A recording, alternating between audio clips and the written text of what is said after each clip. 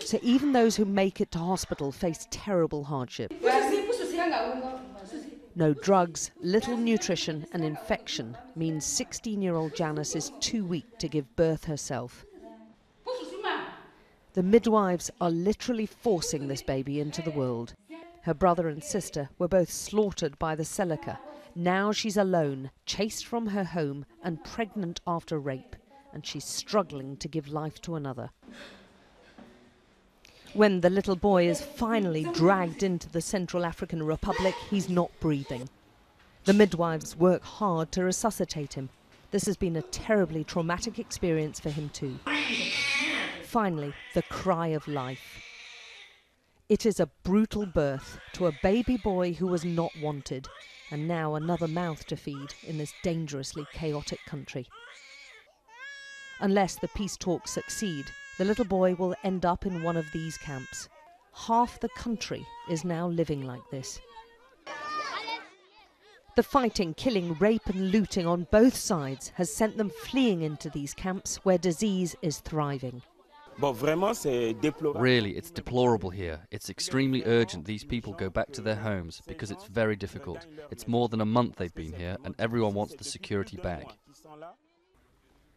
The few French troops here are now caught in the middle, trying to quell the violence as the Christian majority wreak revenge on the Muslim Seleka rebels who led a coup last March. They carry away bagfuls of traditional weapons found in Christian militia homes. But the anti-Balaka fighters are furious. Many want Seleka blood.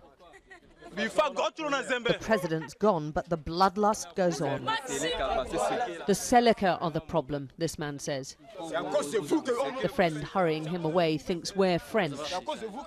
You're to blame for our suffering, he says. You've disarmed us all. Now what if the Seleka come here? What do we do then? We're going to die, aren't we?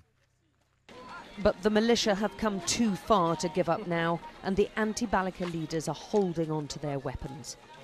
They're demanding a powerful stake in what happens next, or they're threatening more violence and more revenge. It's us who is now the head of the orchestra. It's us that did everything to liberate the people of Central Africa, so they can in no way leave us out. And if that happens, we're ready to wreck the plan. But one of the Seleka generals who led last year's coup has warned of more war unless attacks against Muslims stop. If they leave that to circulate and they start to kill Seleka today or tomorrow, or they break Seleka houses, and the French and African troops just watch it happen, then they risk another war. And the suffering doesn't stop whilst the political manoeuvring goes on. She's only 8 months pregnant, but Chantel's gone into premature labour. She fell trying to run away from a Seleka attack. Next to her is 17-year-old Nadegi. She has malaria and is also in labour. Two women, terrified and alone like so many others, hoping tomorrow will somehow be better. Alex Crawford, Sky News, Bangui.